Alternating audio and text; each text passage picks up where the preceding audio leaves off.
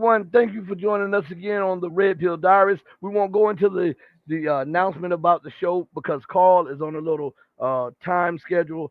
Some very important he has to do. He made accommodations for me, and now I'm going to make accommodations for him. Um, Carl, let's go right into the subject. Uh, what is going on in Syria right now? And I want to ask you that because I've been watching everything that's going on, and it's even hard to pick up information on Sputnik, on RT, and even now on the screen here. I've been for the last 2 or 3 days. I've been trying to access Sinai, which is the Syrian official network of news, and that is down. It's being blocked in the United States. So, what is actually happening on the ground? Well, that's because things are very fluid right now, Rashid. Things are changing very quickly. I was just watching the Tucker Carlson interview with Russian Foreign Minister Lavrov, during which Lavrov, this interview was obviously taped a couple of days ago, and Lavrov said he was going to sit down with a Turkish foreign minister in Doha in few days, where they're going to talk about what happened in Syria. But the situation on the ground has evolved so quickly. I think things are changing on the ground. We saw what happened to Aleppo. Aleppo fell very quickly to the rebels.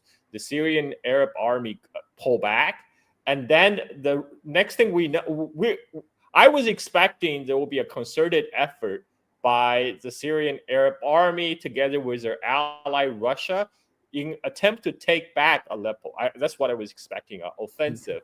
Instead, we saw the rebel pushing down south to Hama, and I thought, okay, for sure, the Syrian Arab army is going to put up a very strong defense at Hama, because Hama is the last stronghold, strategic point on the way to Damascus. Hama is surrounded by mountains, so it's a lot more it's a lot more defensible than the next city, Homs. And then a couple of days later, today I just find out Hama has fallen to the rebel as well. The rebels were able to take Hama. Now there's almost nothing to stop them from taking the next Syrian city, Homs. As I say, Homs is sitting on the position of Homs is almost indefensible. Nobody expects there to be a big fight for Homs. So then that means the way is clear now for the rebel push down to Damascus. And now in the southern Syria, in the Jews area, this is a area of another Syrian minority Jews. Now, I just saw the news. There was another rebel group, Jews, that has started another rebellion down there. They have expelled the Syrian Arab army from their region. So it looks like the Syria is up for grabs right now. We're back. We're looking at a replay of 2014 when the Iraqi army just pulled out of Mosul and ISIS was swooping in, and soon there was a widespread panic about ISIS might even push down to Baghdad. So this is where we are.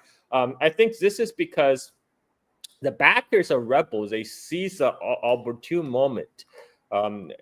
They seize a moment when Israel is invading Lebanon, is attacking Hezbollah, and Hezbollah is one of the main backer of the Syrian government. They are the backbone of the Syrian coalition that pushed back the rebels out of Aleppo back in 2016, 2017, but now Hezbollah is preoccupied fighting Israel. At the same time, Russia, which had came to save the Syrian government back in 2015 by their military intervention, Russia itself is busy occupied in Ukraine, facing increasing escalation by the U.S. government. And so who is behind this? These rebels push. They are well supplied. The ammunition spent on these wars, they go like water. They need to be supplied by somewhere else. and the only place they could be supplied from is Turkey, and we know Turkey was part of the U.S. and NATO-led uh, um, concerted effort to overthrow Assad throughout the Syrian war, starting in 2012. But this was supposed to be a frozen conflict, after Russia intervened decisively in 2015, and by 2016 they throw the rebels out of Aleppo. And then Russia and Turkey had a deal. This was the Astana agreement when they sat down in Kazakhstan to work out a deal to froze the conflict, where all the rebels supposed to go back to Idlib. That's the northwestern Syria where all these jihadists are holding up, and Turkey was supposed to keep them in check. And but now it looks like Turkey decided this is a time for them to play for power, to play for power grab at the time when everyone else is occupied, because Turkey's aim is to clear the border of the Kurdish militia, the YPG, because the Kurds see that as their biggest security threat. So their goal is to clear out the Kurds and also to establish their sphere of influence in northern Syria through their Syrian proxies. And there's obviously more than just Turkey is going to benefit from this push. We're talking about Israel, which is currently embroiled in a two-front war in Gaza against Hamas and in Lebanon against Hezbollah. Israel has always had an interest to weaken the Syrian government because Syria is the main conduit through which Iranian aid, weapons, and ammunition reach Hezbollah in Lebanon. And Israel and United States have tried to convince Assad to defect from his allies, Iran and Hezbollah, in order to cut off Hezbollah in Lebanon. Assad refused, and then there's United States. We always have got to ask the question, cui bono, for whose benefit, right? We know Turkey, I mean this, Israel has a stand to benefit because then their nemesis Hezbollah will be cut off from Iranian aid through Syria, and then there's United States, because U.S. currently occupy 1/3 before the latest rebel push. The United States, through its proxy, the Kurdish militia, control 1/3 of northeast Syria. We're the most productive region for agriculture and oil and gas. And Trump said this on public record. He said, "I pulled the U.S. soldier out, but I left some of them in Syria for the oil because I love the oil. We got to have the oil." That's exactly what the U.S. has been doing. It's and since the rebel push, Confucius says, listen to one's words, but watch one's action. United States act like, oh, this has nothing to do with us, but we know U.S. CIA operation to overthrow Assad in 2012 and throughout Syrian war. That was the largest CIA operation after Afghanistan. And it's called Timber Sycamore, and we don't even hear about this in mainstream media if it wasn't for people like Seymour Hersh who publicized it. And are we supposed to believe this Timber Sycamore has gone into hibernation all these years? But look at what U.S. is actually doing. Currently, U.S. military is sending out its A-10s to attack reinforcement that's coming from Iraq. All the supposedly pro-Iranian and Iraqi militias, thousands of them are coming from Iraq, crossing the border of Syria to try to reinforce the Syrian government position. And what United States do? It bombs them. Mm-hmm. And on top of that, it has activated its Kurdish proxy forces in northeast Syria to make another push toward the Azur oil field. There's still some oil field that's outside of the control of the United States. Mm-hmm. That's always the U.S. top priority. You got to wonder, like, the Kurds, they don't even live in southern Syria. There's a very few Kurdish population in the Azor. They're not going there to liberate their brethren. They're there to liberate the oil for the United States. And that's, exactly what has happened in the last few days. Previously, the Kurdish proxy of United States control about 1/3 of Syria. Now they control about 40% of Syria because they have swooped out to grab all the oil fields around Deir Zur from the Syrian Arab army. Now everyone is trying to carve up their own sphere of influence. The Turks, they supported the so-called Syrian National Army, which they're just a bunch of coalition of jihadist rebels with Turkish funding and Turkish weapons. They are waging a war on the Kurds, but the Kurds in around the area in Aleppo, because the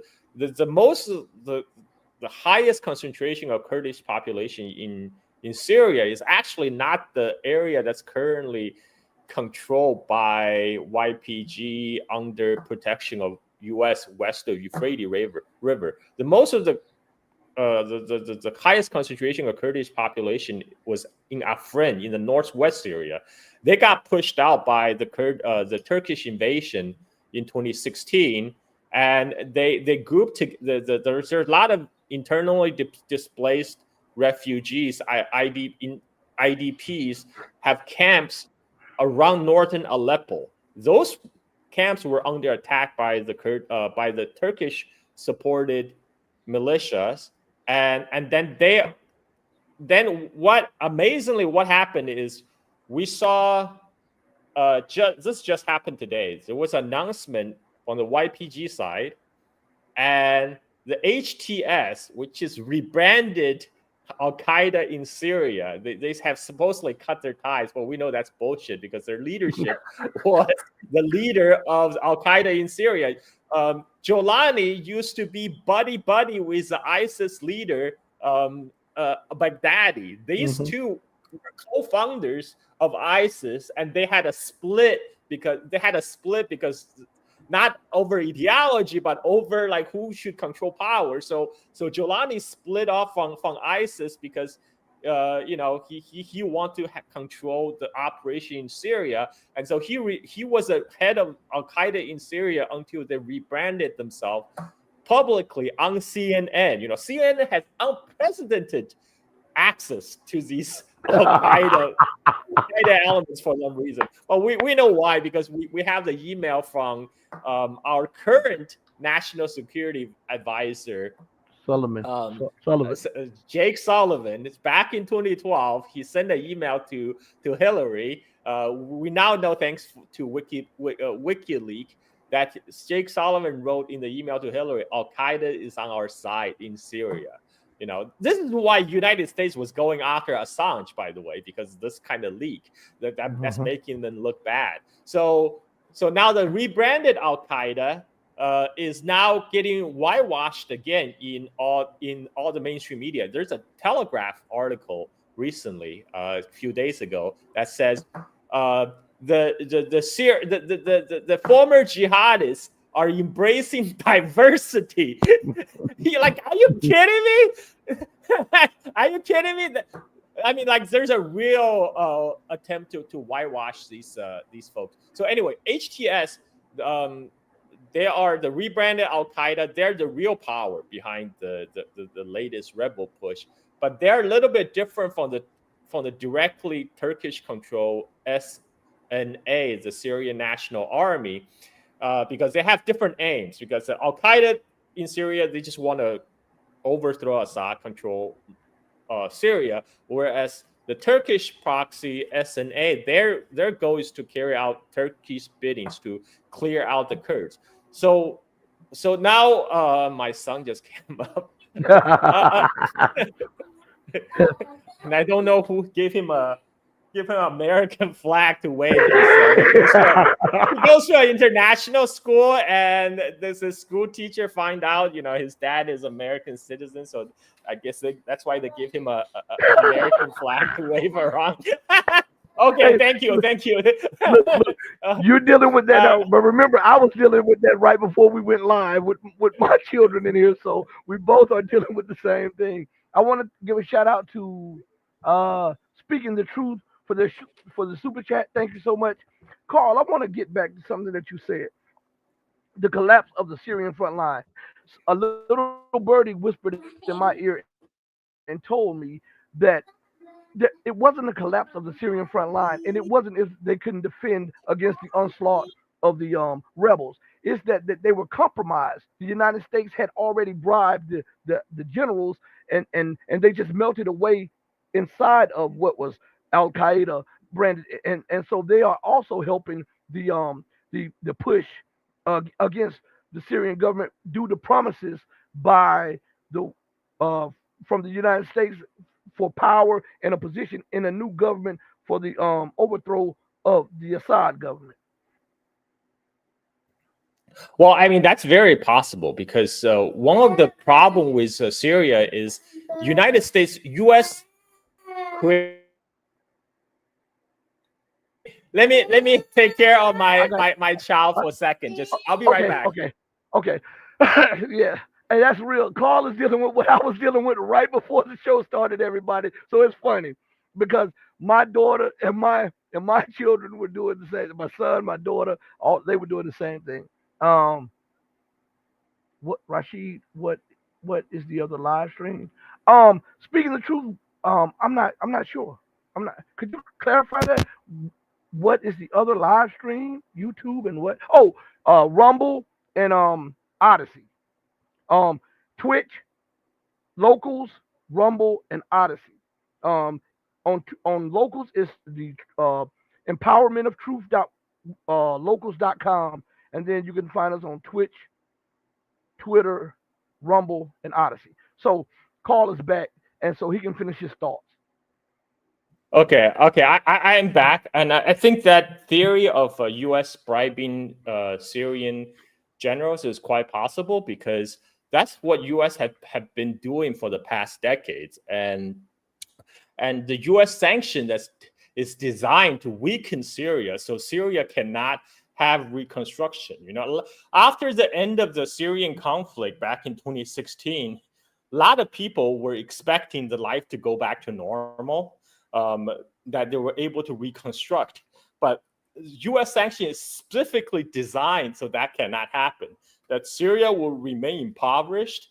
You will people cannot go back to their normal lives. So what you have was a Syrian Arab army that was that actually scored a great victory in 2016. They weren't after the conflict. They were not properly equipped. They were not properly being paid, and the people in Syria they lack the funds to reconstruct because due to the U.S. sanctions. So these contradictions are building up to a result that U.S. has always hoped for. And right now, this is it's really shocking how many those people who are supporting Palestine on one hand, and suddenly now they're supporting the rebels in Syria. Like, are you kidding me? Like, Syria is the vital link that's keeping Hezbollah supplied, and Hezbollah is the one that was fighting Israel. And like, how can you be? Israel is the one that's supporting all the Syrian rebels. We have those reports from Israeli media back in 2014, 2015, that the Syrian rebel, they go get treated in Israel. They go get treated in the hospital in Israel. And this is because Bibi Netanyahu has always been very explicit. He wanted to take out Lebanon. He wanted to take out Palestine, Lebanon, Syria, and Iran. And Syria was always in his target because Syria is they saw Syria as a big threat to Israel because Syria was acting as a conduit for the Iranian aids coming to Hezbollah in Lebanon. So all the rebels right now, it's all working to the advantage of Israel, United States, NATO, Turkey, etc. And like, and they have chosen the perfect moment to do this when Hezbollah is facing the fight for its life, so it can not intervene in Syria like they did back in 2015. Russia is distracted in Ukraine war, so they cannot intervene the way they did in 2015. And so all these strong backers of Syria has always already either been distracted or weakened, and now they chose this exact moment to strike. But what's interesting right now? There seems to be a split among these various rebel groups. So, for example, as I mentioned, Turkish supported SNA that was fighting the Kurds. So the Kurds and the HTS, which is rebranded Al Qaeda, now they just reached an agreement like yesterday, and they're gonna have a ceasefire between themselves, because this is what neither of them want to fight each other. You know, that they have their own enemies to fight. The Al Qaeda in Syria, their main enemy is Assad's government. The Kurds are fighting the Turkish supported Syrian National Army, and at the same time, the Kurds, they are doing the U.S. bidding to go grab the oil fields around the Azor. So now, if you look at the control map of Syria, U.S. has profited massively. It got its goal of isolating Hezbollah for Israel. It got its goal of grabbing the remaining oil resources of Syria, and it expanded its control footprint in Syria from 1/3 of Syria to 40% of Syria. And the HTS, you know, they also rebranded Al Qaeda, even though they're on the terrorist list, but they had various ties with CIA, you know, so that's another U.S. proxy right there. And now the two U.S. proxies are making peace with each other. So now everyone can focus on the march to Damascus. And so now they're trying to feed on the carcass of Syria right now. So things are not looking good for Syrian government under Bashar al-Assad, because the road to Damascus is now wide open, and we can expect the push by the rebels. You know, once they sweep down from Hama to Homs, then they will be marching to Damascus. We're back into the situation pre-2015, just before the Russian intervention. Go ahead. Oh, I was going to say there was a delay here, but I was going to say I had a few points to make.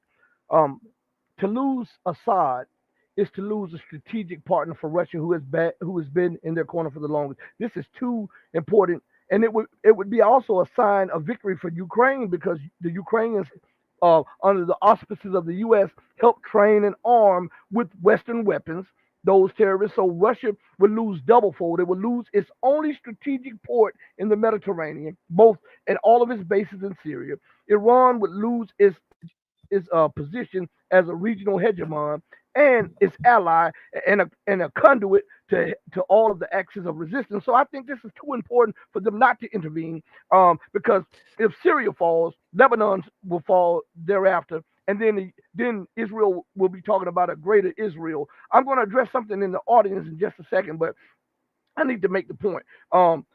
Prior to the offensive push by these terrorists, Israel, as I told everybody, they were up to something. They were resting, rearming, and recalibrating. This is what the United States, Israel, and the UK and NATO does. And so what they did, they started bombing the crossings between Lebanon and Syria. They started bombing warehouses with Syrian armament and weaponry, so as to, because they knew that this offensive was going to take place. So they were trying to steadily weaken the defensive positions of the Syrian Arab army. Now, Iran and Russia has no choice but to intervene. Russia has the largest military that it has seen since the Soviet days. So, in my eyes, they can spare 100,000 troops. But I heard that Wagner is being dispatched there, and some of the Iranian special forces. And I want to say something to speaking the truth. And Vera, thank you for the super chat. I'm going to acknowledge you after this point here. I'm going to put you back up there and acknowledge you after this point. Speaking the truth says, how on the earth the Syrian, the Russian, and Iranian intelligence didn't see this onslaught coming. Well, according to what I have learned in the background, Iran was warning of this to the Russians, but the Russians were trying to um, appease the Syrian government, Israel, and not to antagonize the West. And so all of this caught them off balance. And Iran was telling them that you cannot trust Turkey, you cannot trust Israel, and you cannot trust the West. So it really did not take the Iranians as much off guard, but they should have pre-positioned troops. But they would have to had Assad's um backing. But the reason this looks as bad as it does is because the Syrian government was taken off by surprise because they did not know that a whole platoon or a whole company of men were compromised that were guarding one of the strategic cities, and they didn't know that the general had been bribed by the U.S. and was waiting for the order, and then those people just melted their way into these terrorist groups with them because of promise of power and position if this thing goes through. Now, Carl, before you comment on this, I want to read something to you. And let me acknowledge Vera again, and because I'm going to leave this up. Vera, thank you for the super chat. I really, really, really appreciate it. There's an article on RT today, and it's titled "Erdogan wishes good luck to terrorists in Syria." And the reason I think this is very important is that I think now, even though he is looking at this as I'm finally about to take Damascus. I'm gonna finally put my stamp on Syria. I think he didn't see that he would then antagonize and alienate the very people who saved him from a U.S., Israeli, and UK NATO coup back in 2016, 16 and 2017. And I think this will be the last straw for them really um, um, having any strong backing of him. I think he has undermined his position, not just with those people, but with the world at large that is watching. And here is what is said here. The Turkish president has expressed hope that the jihadists continue their march to Damascus. Turkish President Recep Tayyip Erdogan has voiced support for the jihadist insurgency in Syria, urging the Islamists to continue their march to Damascus, various media outlets reported on Friday.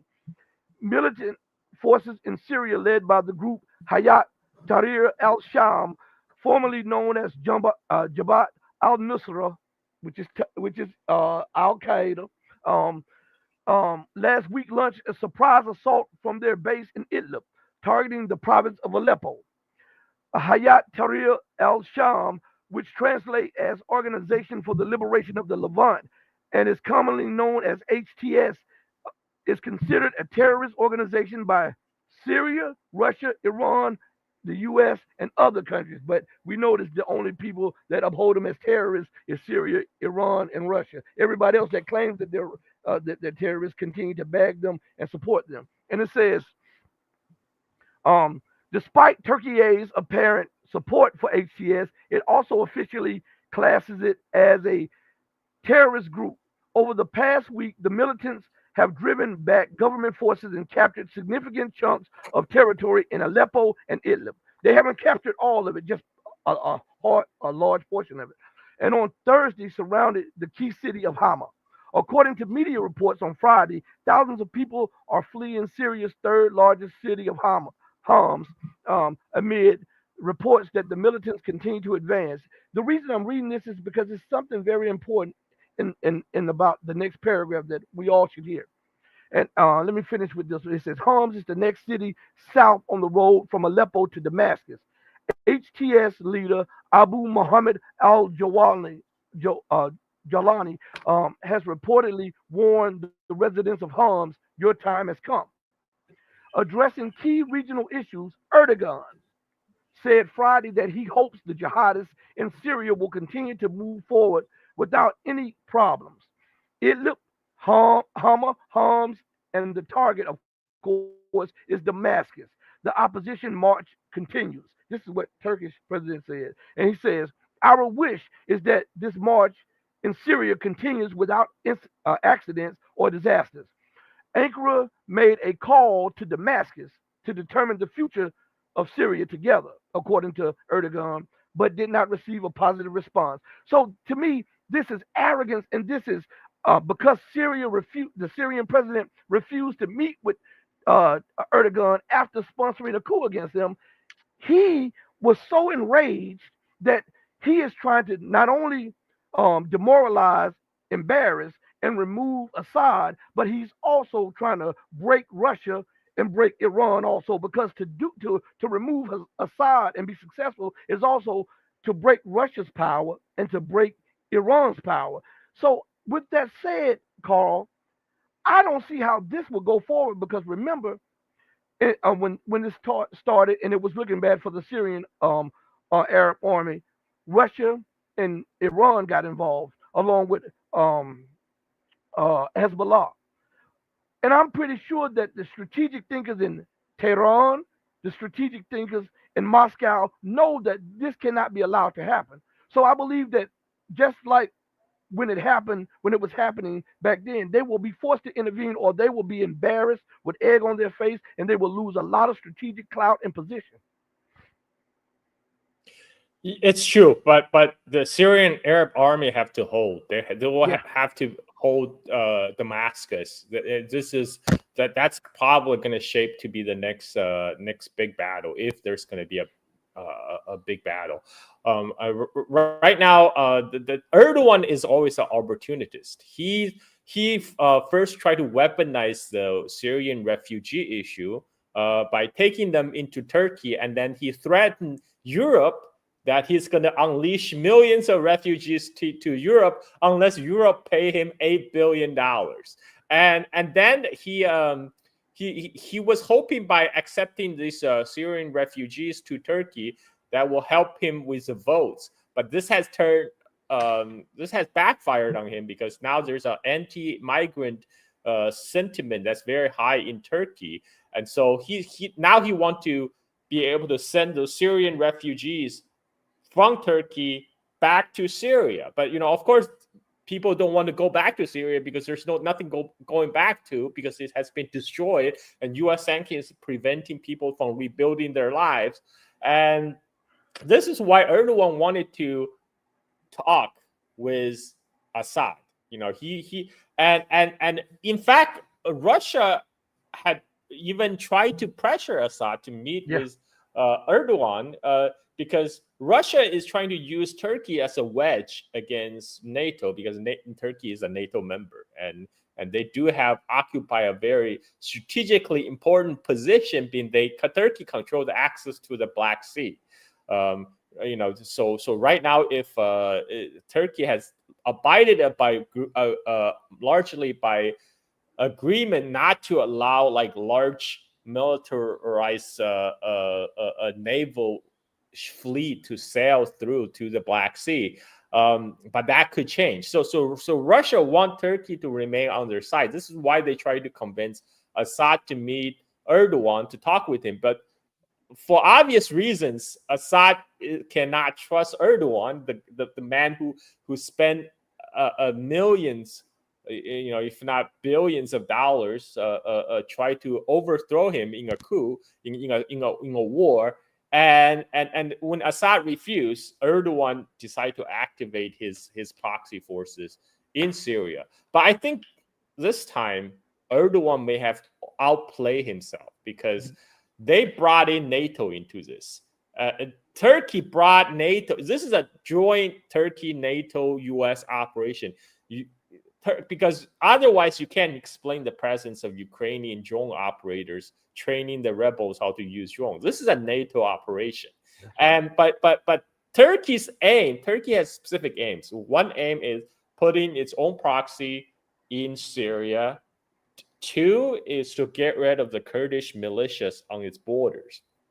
Now, this is where Turkey support both HTS, Al Qaeda in Syria, and the other rebel groups, that loose coalition called SNA, Syrian National Army. The Syrian National Army is focused on fighting the Kurds at the moment in the area around Aleppo, and there's fierce fighting among them. But HTS they have a little bit more operational independence from Turkey because Turkey is not their only backer. We know HTS is getting getting supported by CIA and Israel, too. So they have a little bit more leeway, and they just concluded a peace agreement with the Kurds.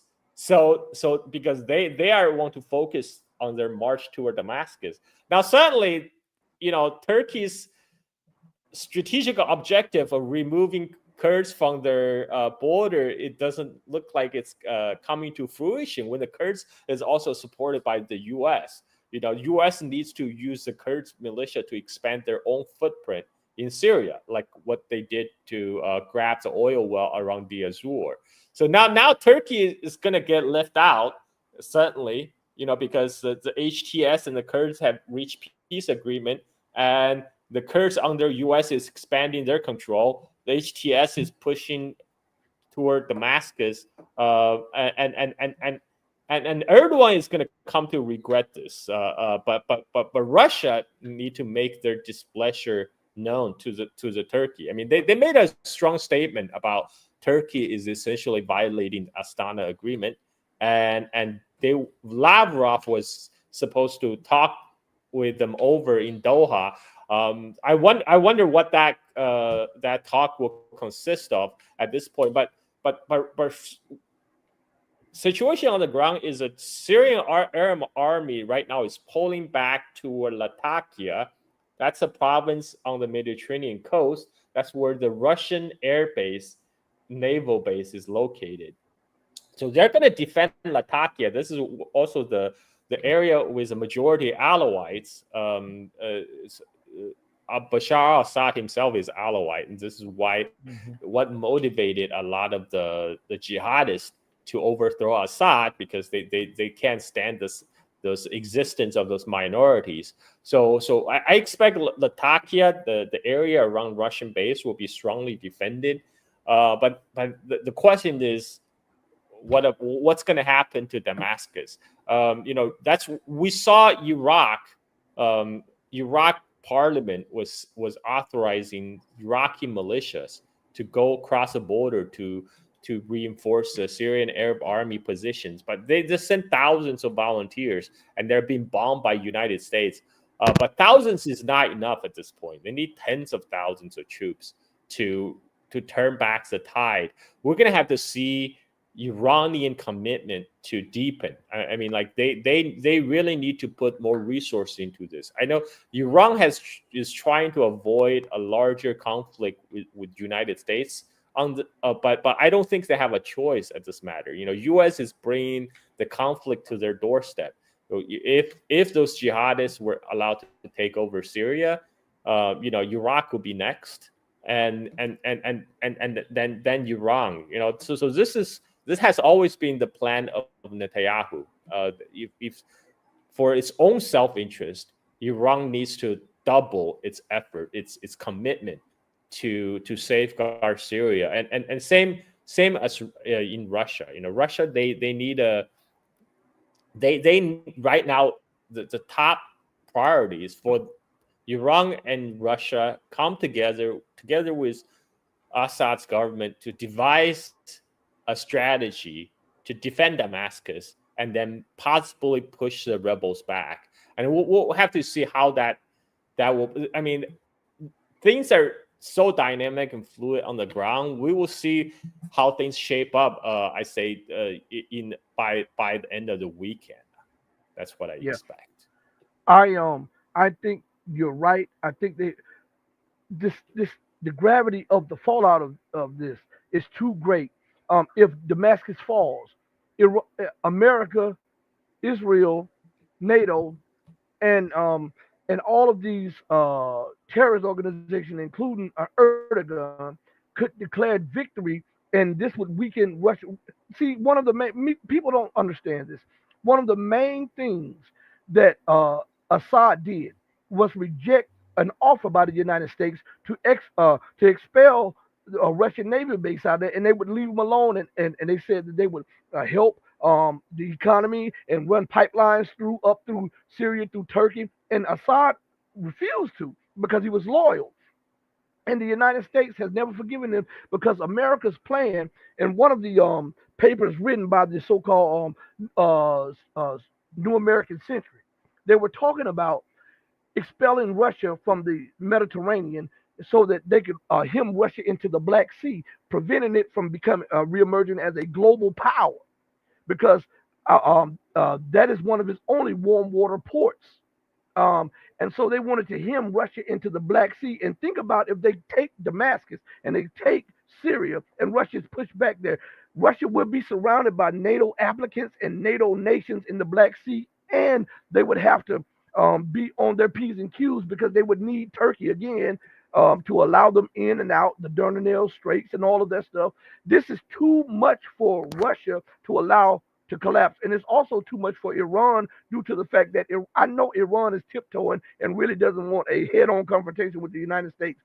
But it seems like someone has put hooks in their jaws. They will have to either pee or get off the potty, because if Syria collapses and it is overtaken by the jihadis that are run by the US, NATO, and Turkey and Israel, Iran would be beaten back, and then the United States will break Hezbollah, and Iran will lose its position and its influence over Lebanon. It will lose all of its position and influence and all of the billions that they invested in Syria, and they will then be pushed out of Iraq. They will lose that. They will be practically surrounded by the U.S., Israel, and NATO. This is too important to allow whatever disagreements you may have with Assad. He was loyal. You have to give him that. He was loyal to Iran, and he's loyal to the Russians, and he's loyal to the people who have been friends to Syria.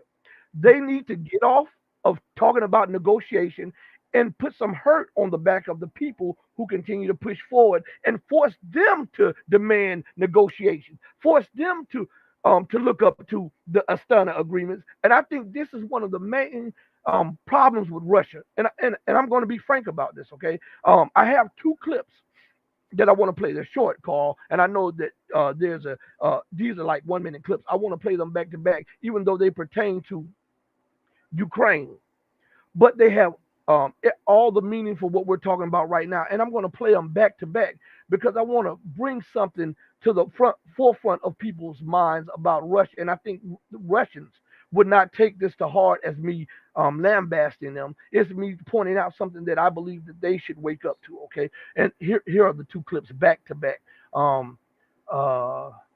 This is a 42-second clip, and this is a minute and 16-second clip. Do you believe the United States and Russia are at war with each other right now? I wouldn't say so. And in any case, this is not what we want. We would like to have normal relations with all our neighbors, of course, but generally with all countries on earth, especially with the great country like the United States. President Putin repeatedly expressed his respect for the American people, for the American history, for the American achievements in the world, and we don't see any reason why Russia and the United States cannot cooperate for the sake of the universe.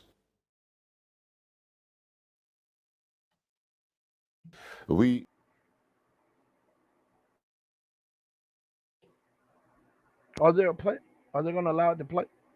We hate even to think about war with the United States, which will take, nuclear character. Our military doctrine says that the most important thing is to avoid a nuclear war. And it was us, by the way, who initiated in January 2022 the message, the joint statement by the leaders of the 5 permanent members of the Security Council, saying that we will do anything to avoid confrontation between us, acknowledging and respecting each other's security interests and concerns. This was our initiative. So we would certainly like to avoid any misunderstanding. And since some people in Washington and some people in London, in Brussels, seem to be not very capable to understand, we will send additional messages if they don't draw necessary conclusions. Now, why did I play those clips? It's because Russia continues to talk about abiding by agreements when they have publicly stated that America is agreement incapable. Listen, you cannot trust America, but look at what she's doing right now in Syria because she's losing in Ukraine. Look at what she's trying to do, ambush Wagner troops in northern Africa because she's losing in Ukraine. Russia continues to talk about international law, international agreements, the rule of law, and they abide by them. The United States says that one of the congressmen says that we're at war with Russia. Another congressman says that Russia is not our friend. But Russia continues to say, we want to be friends with the United States. We want to do this, and we don't want war. And at every moment, the United States shows them who they are. My sister used to tell me this when I was in high school. She's a little bit older, well, much older than me. And she says, when a person shows you who they are, believe them. And it seems like the Russian leadership does not want to believe that America is really out for the strategic defeat of Russia in every area that they have. What was one of the proclamations from the leadership? That Russia is not allowed to have any spheres of influence.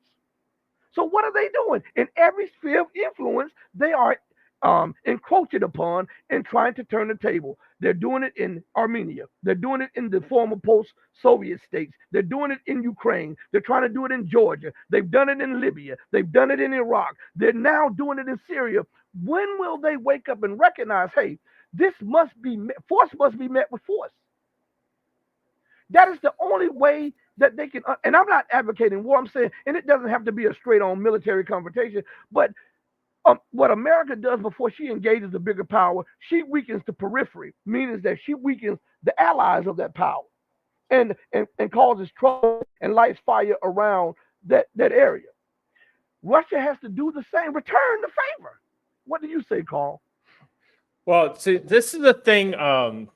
Russia and China, they're reasonable powers. Right. United States is not.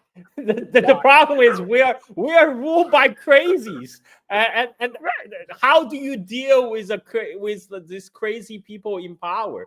I mean, Biden is literally trying to light fires everywhere just before he gets out of the office. This is why he's escalating Ukraine, and this is why he's escalating in Syria. And the thing is, Russia did make good faith agreement, like the Minsk agreement, which the West betrayed. They made Astana agreement with Turkey, and then now Turkey has betrayed again.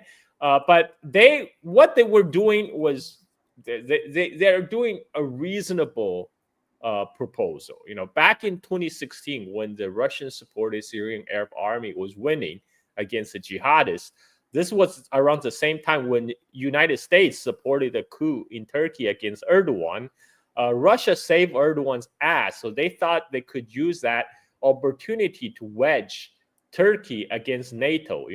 At that time, Turkey was committed to buy S-400 from Russia, and looks like Turkey could be used as a black horse against NATO.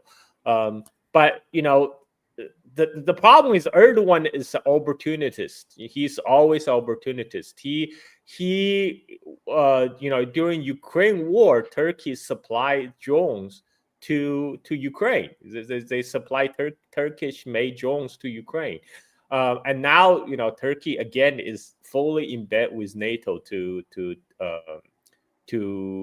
stir trouble in Syria. The mistake that Russia made back then was not to finish all these jihadists in Idlib. That's the same mistake they made in trying to honor the Minsk agreement. Not having the ceasefire, which just allowed the Ukraine to build their forces with NATO help. Angela Merkel basically admitted as much. He said we needed Minsk agreement to buy off time to build up Ukrainian military forces. So Russia got played because the West never intended to honor their agreement. Turkey never intended to honor the agreement. But I think Russia is, they when the chips down, they will I mean, the case in point is Ukraine. In the end, they launched a special military operation. So they do have the withdrawal. They do have the resources, and they do have the political will to implement it when the time comes. So I think they will do what's necessary in Syria, and I think Iran will also do what's necessary in Syria. I just hope it's not too late this time, because the momentum right now is on the rebel side, and things are not looking good when U.S. is basically reactivated all its resources in Syria, trying to do what they couldn't do back in 2015, and so we're gonna have to see how this play out. But like I said, I kind of wanted to say, let's see what happens when Trump comes to office. And I realized, you know what, like we talk about, nothing is going to change. The deep state is going to still run things. If Russia and Iran cannot change the facts on the ground, they're not going to be able to get any results on the negotiation table. So the number one priority right now is to defend Damascus, is to push the rebels back. And we'll have to see what happens in next few days, because this is very crucial. What happened over this weekend is going to be very crucial in determining the fate of Syria going forward. All right, Carl, I'm going to let you step out. A lot of people don't know that Carl has to handle some personal stuff. Carl, we'll talk later, man. I thank you for your time. And my brother, be safe. Your family, be safe. I love to him.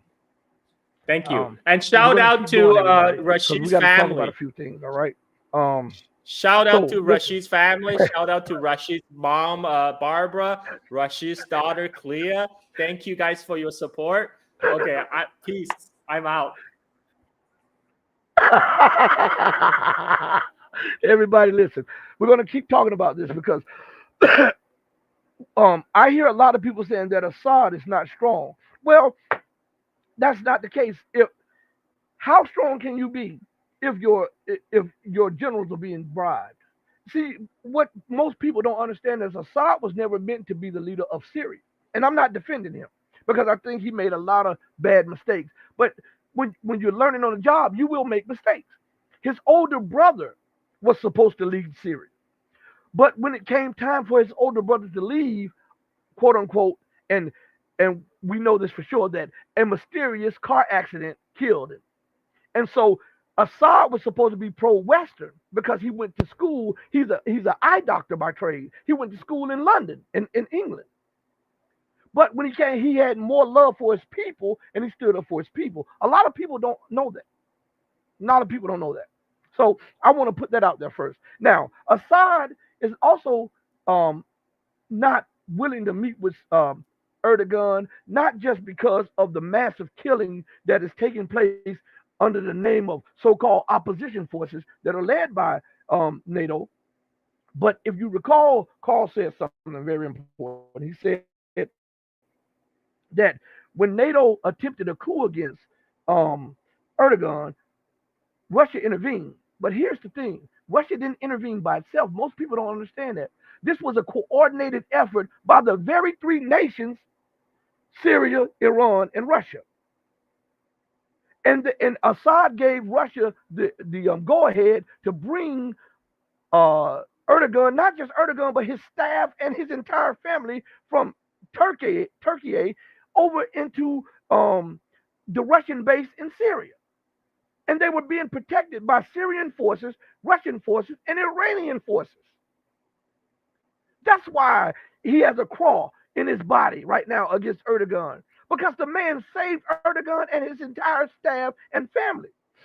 That's why. But nobody talks about that. They gloss over that, because right now we're seeing a panic going on, and I believe it's panic in the Syria. And what the United States did was smooth. And what Israel did was smooth. Prior to this, they negotiated and I told you guys this was happening. I told you it was coming. They negotiated a ceasefire. Why? So that Israel, the United States, the UK, and NATO can breathe, right? Rest, right? Rearm, and recalibrate. We're losing in Georgia. We're losing in Ukraine.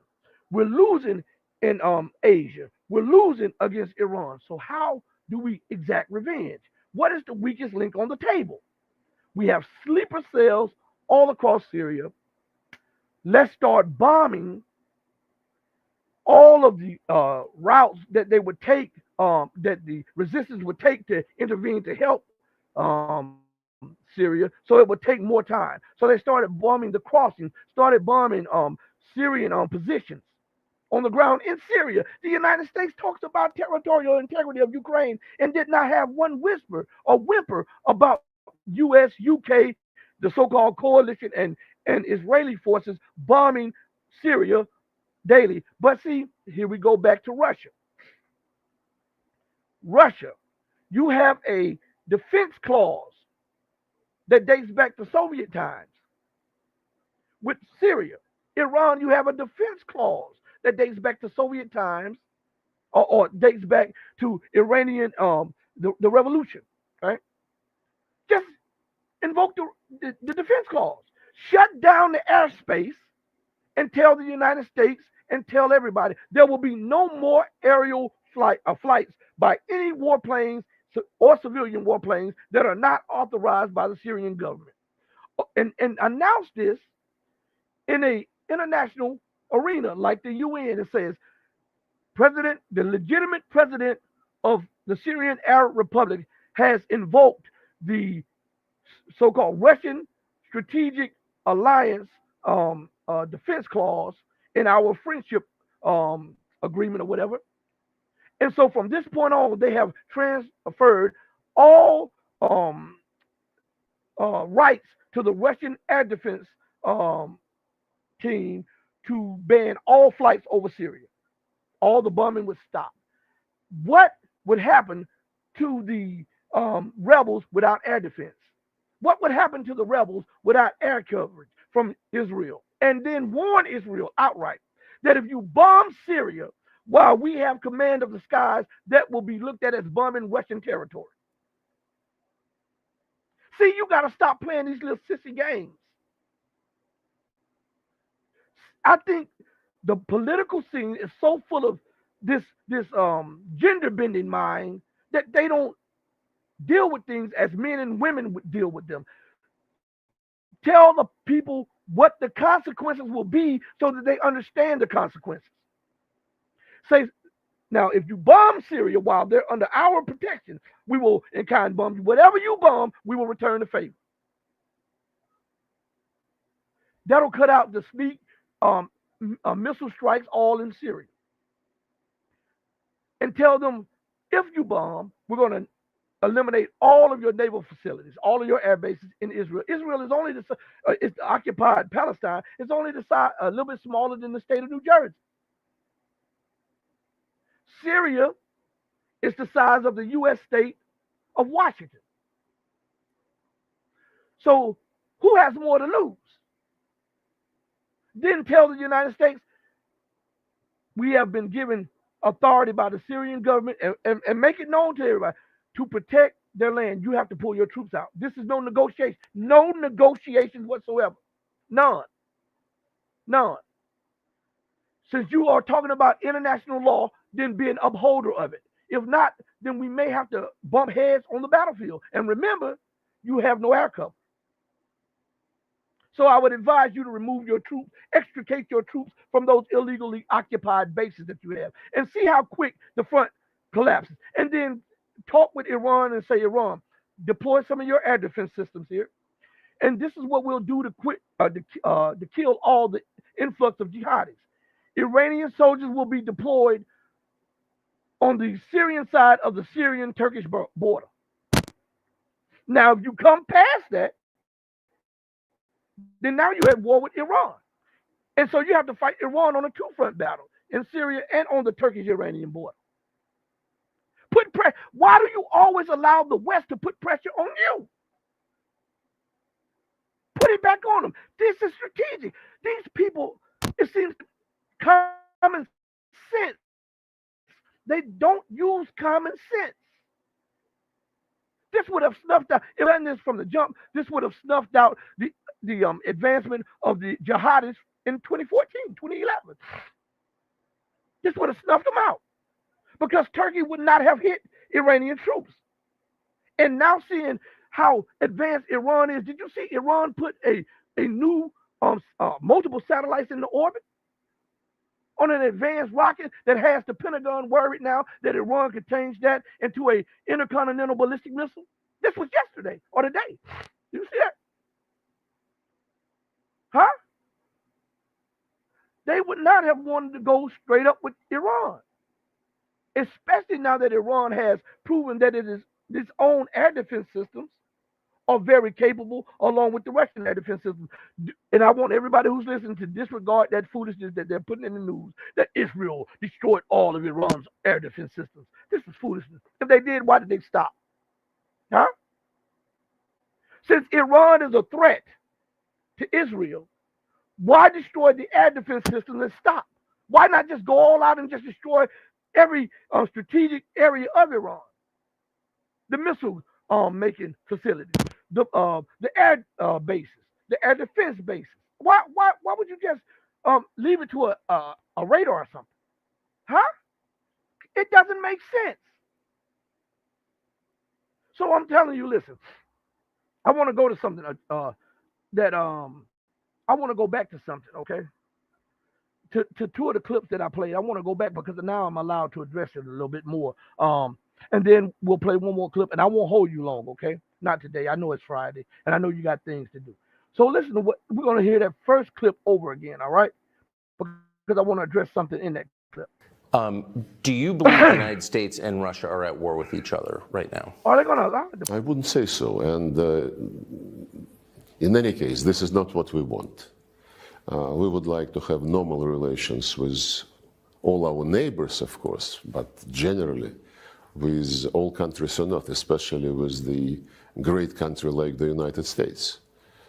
President Putin repeatedly expressed his respect for the American people, for the American history, for the American achievements in the world, and we don't see any reason why Russia and the United States cannot cooperate for the sake of the universe. He said he doesn't see any reason why. I see a reason why. The empire is losing. It seems like it's not dawning on them. When you have ruled and you have exercised power and dominion for so long, you are so inebriated on the power that you used to have, the influence that you used to wield, the wealth that you used to have, and that unrivaled position. You are not willing to come down to the level of people you think beneath you. And you're willing to do any and everything to try to maintain your position. That is not seeped into the top heads of the Russian Federation. America will not stop. They thought that they had, the front lines of Ukraine are collapsing. What did I tell you on the show? I said, the West, especially the United States, is going to put on a full court press in Armenia, in Georgia, in Syria, and elsewhere. Didn't I tell you guys that? Am I lying? What's happening? They do not know how to stop. They will only pause, as I told you all, to benefit themselves. It's not because they're talking about humanitarianism, international law, human rights, or anything like that. It is to rest, rearm, and recalibrate. If we're losing over here, let's look. Let's observe the grand chessboard. And let's see where we can strike them and hurt them real bad or to embarrass them. And that's where they'll go. History best rewards those who research it. Tell me if the United States does not do that. That's her pattern. That's her MO. That is her MO. It is not that hard to understand. By the way, everybody, hit the like button. Hit the like button, please. It doesn't cost you anything. We've given you an hour plus on the show. Please hit the like button. Now let's go to the second clip. All right. We hate even to think about war with the United States, which will take, nuclear character.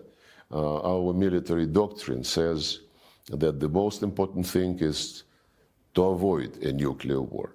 And it was us, by the way, who initiated in January 2022 the message, the joint statement by the leaders of the 5 permanent members of the Security Council, saying that we will do anything to avoid confrontation between us, acknowledging and respecting each other's security interests and concerns. This was our initiative. So we would certainly like to avoid any misunderstanding. And since the people, some people in Washington and some people in London, in Brussels, seem to be not very capable to understand, we will send additional messages if they don't draw necessary conclusions. And you guys, I'm sorry, I'm getting this lint. I wiped my face with a paper towel and it's on my head. I'm sorry. But anyway, listen, evidently the West didn't get the message, right? And how can you be a nuclear power and not think of the ramifications of having nuclear weapons?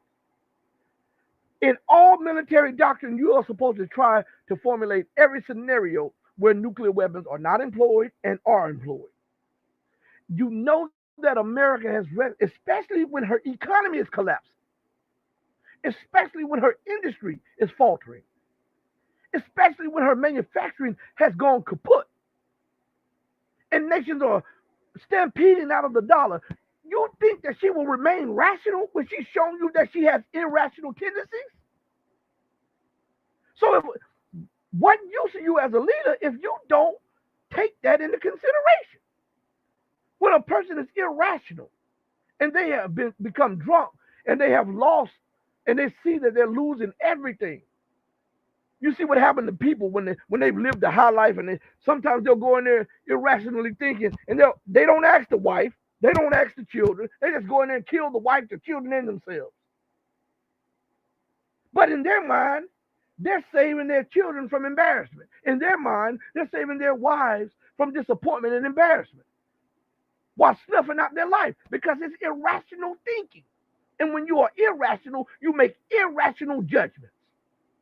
So when you're looking at an empire that has ruled universally without rival and has been the talk of the town globally and looked down on everybody else as if their excrement didn't stink, you think that they are willing to allow multipolar worlds to come into being, multipolar powers to arise that challenges their dominant position? Just look at that. If you don't think what I'm saying is rational, all one has to do is Google the think tanks. These are think tanks. Hold on one second. Okay? Give me 1 second with you guys.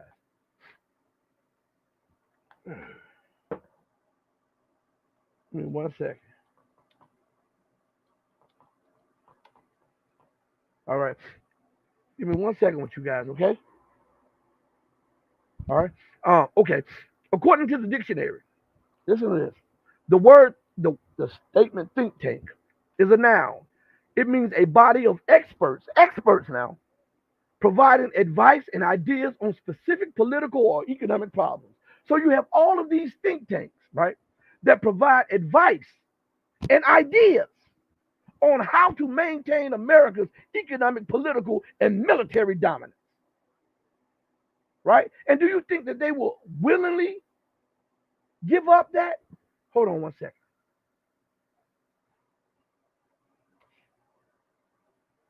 The word think, the main word of think tank, it's a verb. It means to have a particular opinion, belief, or idea about something or someone. To believe, be of the opinion, have as one's opinion, be of the view. To ponder, reflect, deliberate, meditate, contemplate, muse, and cogitate. So if their thought is preeminence and dominance, and you're rising, and they're falling. Do you think that they will be rational in their policies? Huh?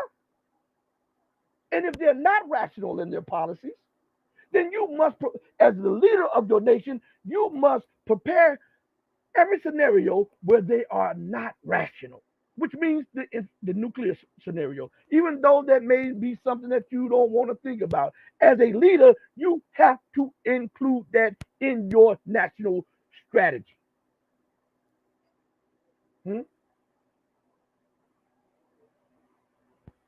Am I just making this up? Am I making this up? No, I'm not. There is nothing new, frankly, because I want to play this clip right here. I hit it before I was able to say something to you, but I want to play this clip, okay? And just bear with me for a second. I want to play this clip about him. And listen to what he says as he's being interviewed by Tucker Carlson. Tell me whether or not I have not told you guys this a million times over. Okay? Listen.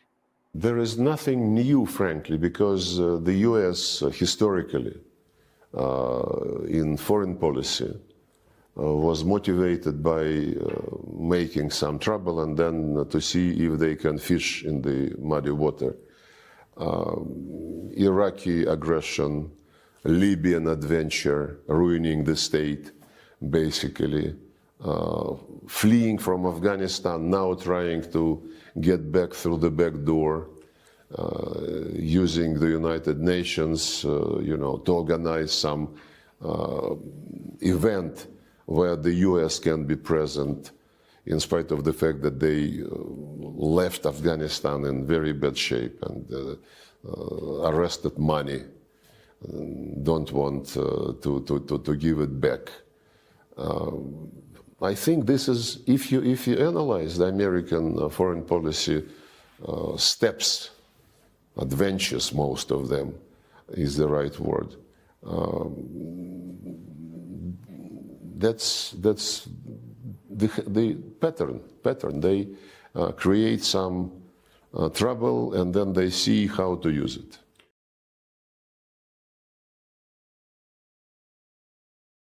Huh? In the mind of the leaders, that's why they have this project for the new American century, the clean break strategy, and all of this stuff.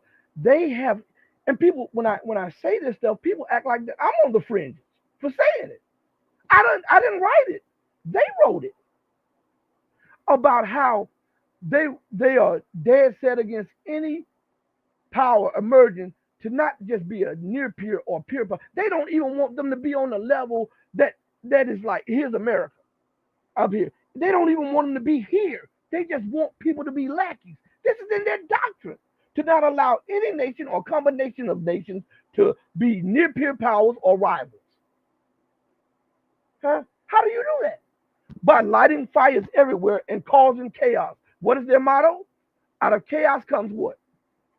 Order. Am I making this up? Go Google it. Or you don't even have to Google it. Just look at the policies. Just look at the directives that they're implementing. This is not Rashid making this stuff up. Oh, man. Shelley says, you did, Rashid. I'm telling you, I've said this stuff over and over and over again. And it seems like now some of the leaders are starting to pick it up. I saw, for the last week or so, I checked out a few alternative media channels, and they are slowly saying some of the stuff that I've been saying to you guys for months on months. Months on months. Why is it taking so many people to grasp sanity or common sense? Huh? Surely if I was threatening your family and you were a passive person and you see me with a knife in my pocket, you would make preparations to defend yourself at all costs against that knife. So shouldn't Russia make preparations to defend itself and its nation against the threat of a nuclear decapitation strike that they're openly stating that they're practicing for against Russia? Huh? Or am I just out of here? Am I thinking it doesn't make sense? Huh? I don't, what I'm trying to tell you this is, what most people leave out of this scenario of what's going on in Syria, and I've been trying to connect the dots for everybody, is that America does not play on one field. America has a bigger goal. Her goal is not just to steal the oil in Syria. Her goal is to steal the oil in Syria, subjugate the people, steal the gold, and then put in a central bank that the United States can connect to the greedy central banks of the West. Same as she did with Libya. Her goal is not just that. It is to then stop Syria from buying and importing Russian weapons so that the Western weapon manufacturers could then use Syria to buy their weapons so that now they have service fees, they have upgrades, upkeep, all of that stuff. All of this is a cog in empire. So while you're thinking small, the West and the U.S. is thinking big. I'm going to get this nation, that nation, that nation, that nation. And when I've gotten these nations or weakened these nations, then I'll slap Russia, or I'll slap China, or I'll slap Iran, and I'll see how they react. And if they don't react with a counter slap, I'm going to push up on them a little bit more. Isn't that what bullies do? Isn't that what bullies do? You don't understand that America, the UK, and the West, they're fighting for not just their lives, but the lives of their world order. And when you have dominated economics, trade, finance, culture, religion, all of that, and you see it all hanging by a thread,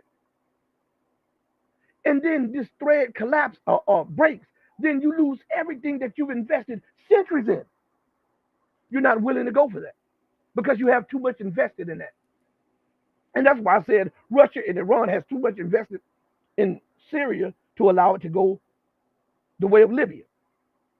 So America, the UK, and the West, they understand that their world is under duress. It's under intense strain right now. And so they're losing on the battlefield in Ukraine. And people say, well, the Ukrainian soldiers have supplied weapons. That right there is a misnomer. How in the hell can Ukraine supply weapons to jihadists in Syria without the United States, when the United States and the West are supplying the weapons to Ukraine? Huh? What this is, it is plausible deniability of the West. How can Ukraine fly the weapons over to Syria when Russia has control of the airspace? Huh? So if they're getting Western weapons and Ukrainians are training jihadists in Syria, how are the weapons getting there? And more importantly, how are the Ukrainians that are doing the training getting there also? Because believe me, Russia has complete aerial dominance over the skies of Ukraine. So this must take place under the auspices of Ukraine's backers. And they're doing this to strike a death blow to the actions of resistance. They want to promote greater Israel, because if that collapses, all of the Western dogma collapses. And you've got to be aware of this stuff. You've got to understand that America's playing for keeps. The UK is playing for keeps. Why do you think they are openly allowed and stated that they allowed Ukraine to use their weapons to strike deep into Russia? What would America's reaction be if that was the other way around? What would the UK's reaction be if that was the other way around? Talk to me. I'm talking to you. Talk back to me. So this is what I'm telling you. I want to play a clip. And this clip is from Assad. I think 2019 Assad. And I want you to listen to what he's saying, okay? It's very important that you listen to what he's saying. This is about 4 minutes. And after that, I'll only play 1 or 2 more clips thereafter. But we'll bring it to a closing shortly. But I don't want to just leave this out there, because people are getting so much misinformation and they're taking the misinformation as facts. All right? So listen close to this.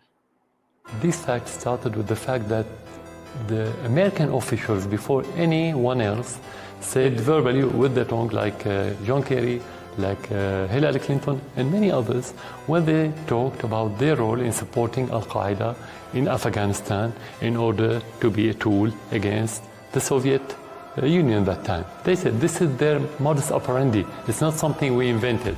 They invaded Afghanistan, they got nothing. They invaded Iraq, they got nothing. And they started to invade other countries, but in different way. They change the way. The problem in the United States now, they fight a survival war from their point of view, because they are losing their hegemony.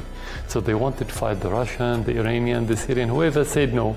Even their allies, they said no, like the Western government, they will fight with them. They need tools. They noticed that in Iraq, it didn't work by sending their army. They lost a lot. And they paid the price even inside the United States. So it's much easier for them to send a proxy. So Al-Qaeda is a proxy against the Syrian government, against the Russian government, and the Iranian government. That's why they've been using this. But you have evidence. ISIS, how did ISIS rose suddenly in 2014? Out of nowhere, out of nothing, in Iraq and Syria at the same time, with American armaments? It's very clear. How could they smuggle millions of barrels of oil to Turkey under the supervision of the American aircraft? How? Because the American wanted to use them against the Syrian army. So it's not something we said. The Americans said that, and the facts said the same story. There's a war between United States and the rest of the world. You have now, we're talking about tectonic shifting and earthquakes, because the world order after World War II has been expired, especially after the collapse of the Soviet Union and one polar world. It doesn't work anymore. So you have rising power like Russia and China and India and other countries. The United States doesn't accept any partner in leading the world. Even UK, even France, even other big country. I wouldn't call them great power, because this is another meaning. They're not great anymore. They don't accept partners. That's why they are fighting now. So the war in Syria is a microcosm of the World War, let's say World War III, but without armament, through proxies. Israel is our enemy. They occupy our land. And it's self-evident, intuitive, to be part of anything that could happen against Syria, any plan, any instigation, directly through their relation with the terrorists. And Netanyahu was visiting the terrorists who had been treated in their hospitals. The Israeli published these photos formally as a news. It wasn't our allegations. Second, they support, and every time the Syrian army advanced against those al-Nusra terrorists in the south, Israel used to bombard our troops. And whenever we advanced somewhere else in Syria, their airplanes started committing airstrikes against our army. That's what's happening. So the link is very clear. There was correlation between the Israeli operations and the terrorist operations. First through the terrorists directly, second through the Americans, third through the Europeans. They have one agenda and one interest. So this was in 2019. President Assad is explaining to you what connection that Israel, the United States, the UK, France, Germany, and all of the so-called European nations that propagate democracy and freedom and human rights and stuff, what they were doing. And this was only a front for them. And he is not lying, because you can Google what he said to fact check him.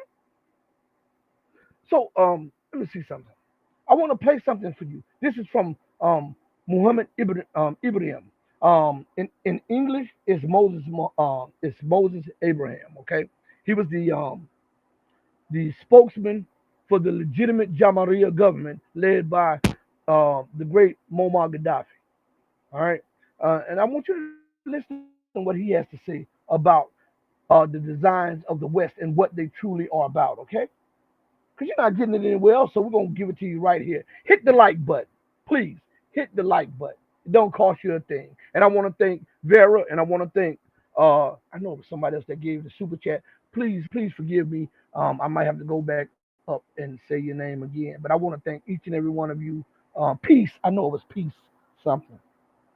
Um, but I want to thank you guys for supporting the channel financially, and I want to thank everybody else for supporting it by coming to watch the videos, for hitting the thumbs up. Even if you hit the thumbs down, I don't care. Just do it. And for spreading the word about the show and for sharing. Thank you so much from the depth of my soul and the bottom of my heart. I want to say thank you. So I want you to listen to this clip, okay? Because it's very, very powerful. Right, joining me now live is Musa Ibrahim, Executive Secretary of the African Legacy Foundation and previous spokesperson for the Libyan government back in 2011. Musa, always a pleasure to see you. Let's talk about Syria and what's going on now.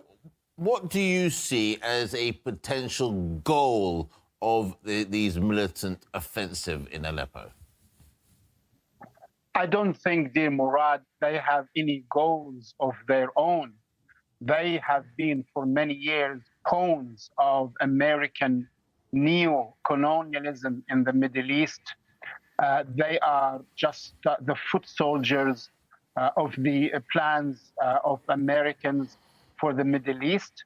The main target, of course, is to destabilize the area, make sure that not just Syria, Iraq, and the whole region is under continuous pressure and never able to unite or stand tall for themselves, but also, of course, we all know to make sure that they are able to stab Russia in the back and divert its efforts in Ukraine away towards the Middle East. So we should never think of these rebels as independent agents of themselves with their own plans, but as part of a bigger American plan for the region. Well, so it's interesting you say that. Let's take a sort of broader look at this. I mean, this offensive has just come at a time when, you know, there was a ceasefire agreed between Lebanon and Israel. What do you think of the timing? Or is this just a coincidence that what's happening in Syria now is happening right now? Well, of course, Israel is always involved in such plans, being a far post for the imperialist West in the region. So what Israel wants to achieve here with the help of the Americans is to cut any lifeblood, any support that the Lebanese Hezbollah and the Palestinian Hamas get from either Syria or Iran, and to make sure that the whole region is divided and not connected. This is very important because for the West, it has always been the case that the most threatening factor in the Middle East is the factor of unity. If countries come together, if Arabs come together, then there is a major risk to the West's interest in the region. Of course, if Arabs then are able to have an alliance with Russia, China, and the BRICS countries, this means it's an existential risk for the West. Unfortunately, Israel, of course, is in the middle of this all of this game, and instead of seeing itself as part of the region and seeking to find a peaceful and just solution to the conflict, it's at the surface of the Europeans and Americans, and it gets involved in such violent plans to subjugate the region. So the main aim is to cut any support for Hezbollah and Hamas, and to make sure that the region remains divided, Syria from Lebanon, from Palestine, from Iraq, from Iran. And that's why the peoples, the nations of the Middle East must understand the game played by the Americans. They must unite, and they must understand that they find friends in Russia and China and the BRICS countries, not in the West. Yeah, actually, that quite nicely leads me to my next question.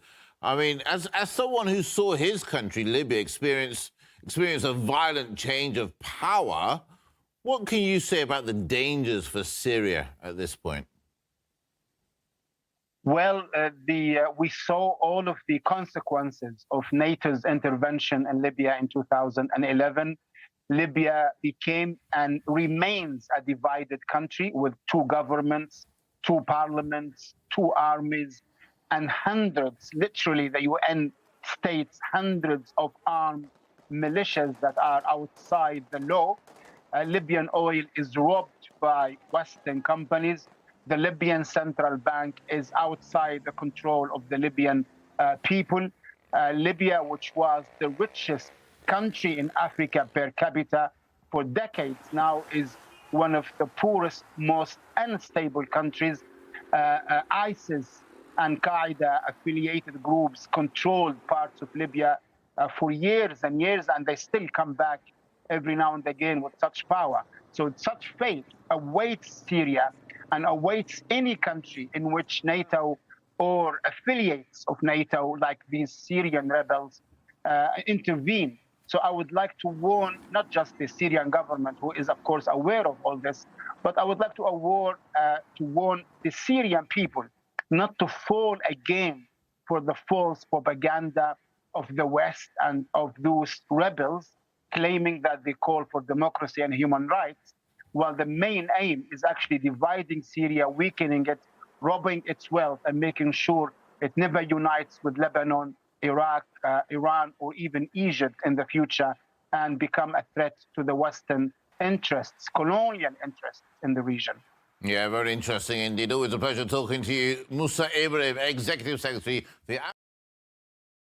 So, you notice that it was South Africa that gave him refuge. The United States were hunting down the legitimate leaders of the Jamahiriya government of Libya, and it's South Africa that gave him a stable place. Now, I want to say something that is breaking right now. While we're talking about what's going on, this proves beyond a shadow of a doubt that this is a U.S. Zionist, UK, NATO contraption or connivance that they're trying to put across the world. Now, while all of this is going on, as Syria was deploying troops and mounting for a assault, Israeli warplanes attacked southern Lebanese in latest violation of ceasefire and bombed Syria. This just happened. And check this out. All of this is not happening in a void. In a Eastern newspaper, they are reporting that the United States is announcing already that Bashar al-Assad's surrender could come within a few hours. Remember, they were saying that when Damascus was being threatened earlier in 2014 that Assad had fled, or Assad was about to flee or about to surrender. Now they're putting it out, and it is being quoted from Reuters now, which is a British mouthpiece. And this is a quote from a so-called unnamed senior U.S. official. We may see the end of Assad's rule in Syria in the coming hours. Now, I thought America was against al-Qaeda. I think that was the reason. Did she say that was the reason that she went into Lebanon? But yet she allowed al-Qaeda to flourish in Iraq and in Syria to overthrow the government of Assad. So all of this 9/11 crap that she has been spewing goes out the window, because these groups are affiliated and was once part of the main group of al-Qaeda. They're just being rebranded. Now, every American that's talking about patriotism and all that should get up and go put a foot in one of these people's behind. On the one hand, they have you gung-ho about, Osama bin Laden and the terrorists and these Muslim extremists. And on the other hand, they're nurturing them, providing real-time intelligence, air support, weapons, funding, and now even propagandizing the fall of the legitimate leader of the Arab Republic. Remember, he was voted as the leader democratically. It was confirmed by the Carter Center. The Carter Center is a center that was made by former President Jimmy Carter. You know, the man who, under him, al-Qaeda came into being, under Zbigniew Brzezinski. That man verified that Assad won more than 75% of the people's vote in Syria under war conditions. In America and Europe want you to believe that they're about democracy and democratic values. You should tell every last one of them who are espousing democracy in Ukraine and everywhere else to go directly to hell. Do not pass go. Do not collect $200, but go directly to hell. Because they are putting this over on you. Listen, I've had you guys long enough. I just want to bring this for you. We're going to have a few more guests. Oh, I got some surprises for you guys coming up soon. We're also going to be doing some streams on Patreon and on the channel member streams in the coming days. I want to thank each and every one of you for joining me on the most powerful platform for truth. And anytime they try to confuse you or mislead you and tell you that they're for democracy, tell them this. What you talking about, Willis?